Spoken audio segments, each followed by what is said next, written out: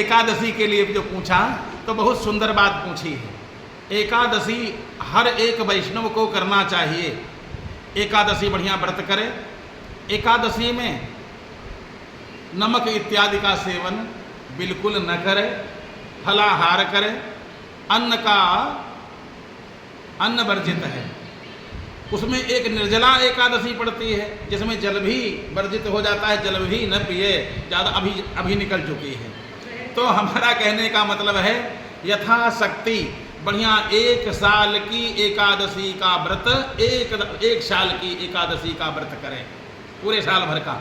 और फिर अगर शक्ति है तो 24 एकादशी हो गई, और 24 एकादशी जब हो गई तो 24 ब्राह्मणों को बुलावे।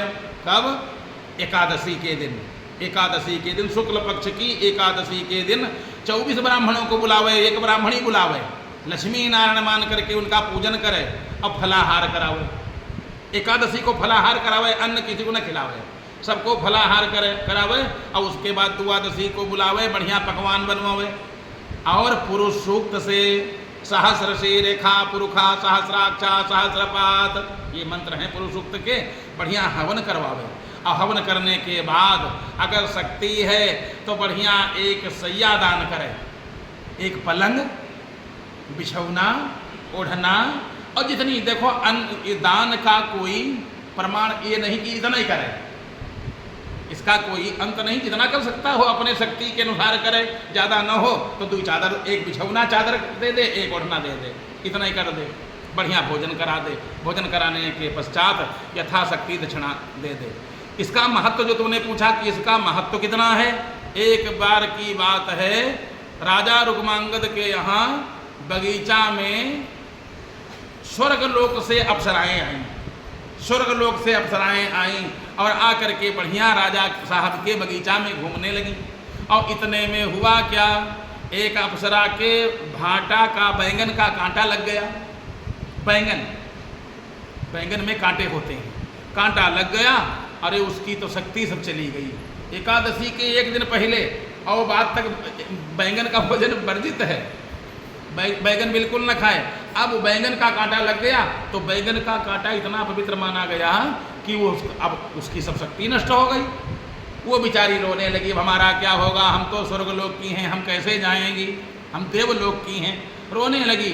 तब तक एक महात्मा बोले, अगर कोई एकादशी व्रत करता हो, इसको एक एकादशी का व्रत का पुण्य दान कर दे। पहले लोग पुण्य दान कर देते थे, जैसे कोई कहीं संकट में फंस गया, कोई डूबने लगा, कोई कुआं खोद रहा था और एकदम से कुआं की माटी एकदम से एक मिल गई और वो अंदर दब गया, तो लोग कहते थे हाय हमारी पुण्य, हमारी साल भर की पुण्य लग जाए, ये सुरक्षित बच जाए।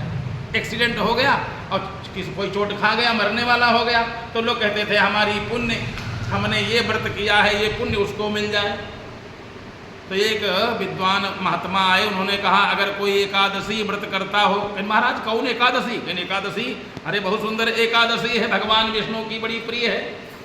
तो एकादशी का अगर कोई व्रत करता हो तो एक नौकरानी व्रत करती थी, गरीब थी, उसके पास और कुछ नहीं था, भक्ति का धन था। अगर कोई एकादशी का व्रत करती हो तो दान कर दे। उसने कहा मालिक हम तो हमसे हो जाता, हम करती हैं, हम एक एकादशी का पुण्य इसको दे रही हूँ।